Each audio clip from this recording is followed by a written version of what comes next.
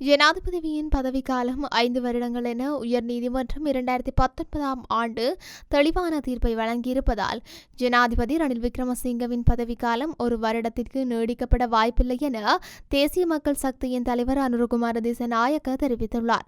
எனினும் ஜனாதிபதி தேர்தல் தொடர்பில் மக்கள் மத்தியில் குழப்பத்தை ஏற்படுத்த ஜனாதிபதியும் அவரது குழுவினரும் முயற்சித்து வருவதாக அவர் குற்றம் சுமத்தியுள்ளார்.